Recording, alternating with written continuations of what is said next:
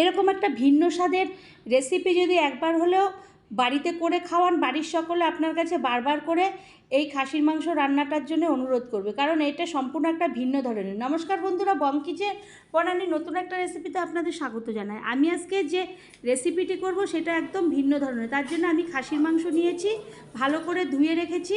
ওর মধ্যে প্রথমে আমি দিয়ে দেব সরিষার তেল, ম্যারিনেশনের জন্যে আমি সর্ষের তেল দিয়ে দেব। তারপরে দিয়ে দেব আদা আর কাঁচা লঙ্কা বাটা, তারপরে দিয়ে দেব রসুন বাটা, সব 1 চামচি করে। আমি এগুলো আগে কাজের সুবিধার্থে আমি আগের থেকে সব বেটে বেটে রেখে দিয়েছিলাম। এরপরে ফেটানো টক দই দিয়ে দেব, দিয়ে আমি ভালো করে ওর মধ্যে এরপরে দিয়ে দেব লবণ, তারপরে দিয়ে দেব লঙ্কার গুঁড়ো, তারপরে দিয়ে দেব হলুদের গুঁড়ো। সমস্ত কিছু অল্প অল্প দিয়ে ভালো করে হাত দিয়ে আমি মেখে নেব।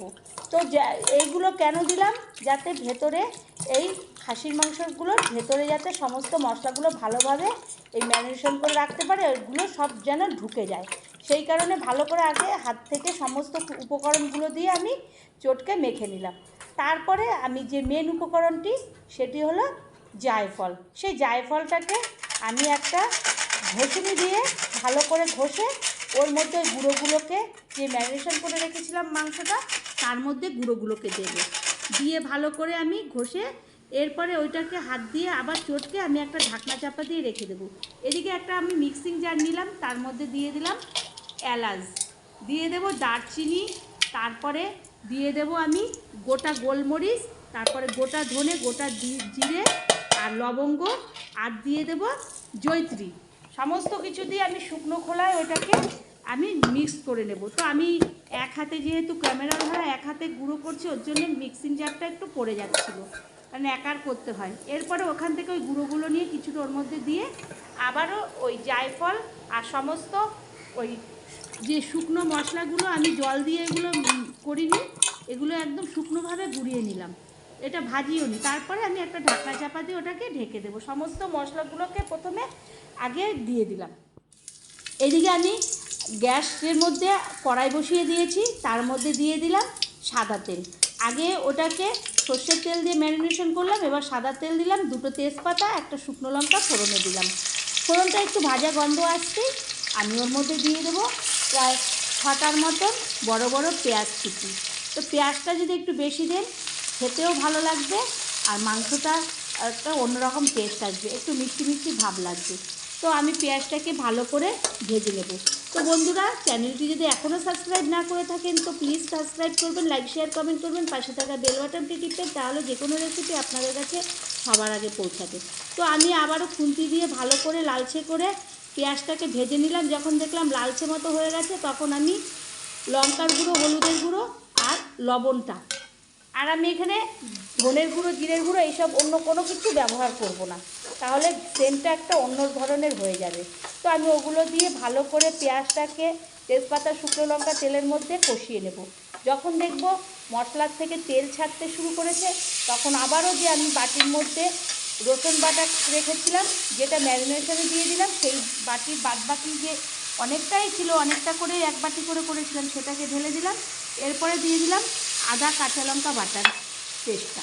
সে এইগুলো একে একে আমি করে নিলাম, সব আলাদা আলাদা করে করেছিলাম, ওইগুলো দিয়ে দিলাম। এরপরে দিলাম টমেটোর পেস্ট। টমেটোর পেস্টটা আগে মেশাইনি, কিন্তু এখন এর মধ্যে মেশালাম। তারপরে 1 চামচি চিনি দিলাম ব্যালেন্সের জন্য আর টেস্টটা সুন্দর হওয়ার জন্য। চিনি না দিলে যে কোনো খাবারে টেস্টটা ভালো আসে না। সমস্ত কিছু দিয়ে ভালো করে কষাতে থাকবো খুন্তির সাহায্যে।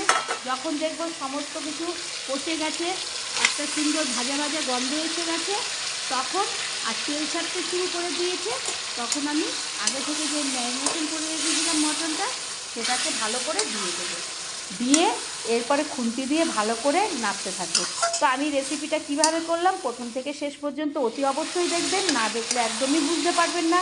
এক ভিন্ন ধরনের, ভিন্ন স্বাদের এই মটন কষা।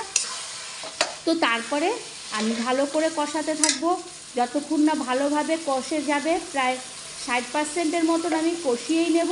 তারপরে যে গুঁড়ো মশলাটা ছিল, যে গোটা ধনে, গোটা জিরে, তারপরে গোলমরিচ গোটা, জয়িত্রী তারপরে দারচিনি, এলাচ, লবঙ্গ সেই গুঁড়োটাকে যে বাদবাকিটা ছিল ওটাকে আবার দিয়ে দিলাম। দিয়ে আবারও ভালো করে কষাতে থাকবো। কষাতে ভালো করে খুন্তি দিয়ে নাড়তে থাকবো। ওটা তেল ছাড়তে থাকবে আর ওটা ভালোভাবে কষতে থাকবে। যখন দেখবো ভালোভাবে কষে গেছে, অনেকটা সিদ্ধ হয়ে গেছে, তখন আমি কয়েকটা আলু দেবো।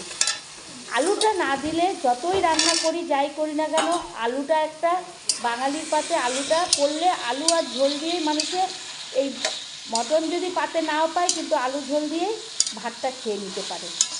কারণ আলুটা যতই করুক না কেন আলুটা দিতেই হয়, না হলে খাওয়াটা সম্পূর্ণ মানুষের হয় না। সেই কারণে কয়েকটা আলু দিলাম। আমি আলুটা ভেজে দিলাম না, আলুটা ভাজলে একটা মটনের ভেতরে একটা গন্ধটা একটু অন্যরকম হয়ে যায়, ভাজার গন্ধটা আলুর ভাজার গন্ধটাই আলাদা হয়ে যায়, সেই টেস্টটা থাকে না। সেই কারণে আমি ভেজে দিলাম না। ওই আলুটাও কষানো হয়ে যাওয়ার পরে আমি যে বাটিতে ম্যারিনেশন করা ছিল ওই বাটিতে অল্প জল দিয়ে আমি ওই মটনের মধ্যে দিয়ে দিলাম। খুব একটা জল দেবো না, তারপরে একটু কষা কষা মতনই করব। তারপরে দেওয়ার পরে একটা ঢাকনা চাপা দিয়ে ঢেকে দেবো। তো আমি 10 মিনিট পরে আবারও ওটাকে তুলে নেব। তুলে আমি একটা খুন্তি দিয়ে নাড়াচাড়া করব, দেখব যে হলো কিনা। যেহেতু আমি জয়িত্রী দিয়েছি, জায়ফল দিয়েছি, সিদ্ধ টক দই দিয়েছি, সিদ্ধটা হয়ে যাবে। আর আমি প্রায় 60% মতনই মটনটাকে আগেই কষিয়ে সিদ্ধ করে নিয়েছিলাম। তা আলুটাকে দেখলাম একটু সিদ্ধ হয়নি, সেই কারণে আমি আবারও দেখার পরে ঢাকনা চাপা দিয়ে ঢেকে দেবো। তা আবারও প্রায় 10-15 মিনিট পরে আবারও ঢাকনাটাকে তুলব। তুলে খুন্তি দিয়ে ভালো করে নাড়াচাড়া করে দেখব তখন আলুটা সিদ্ধ হয়ে গেছে।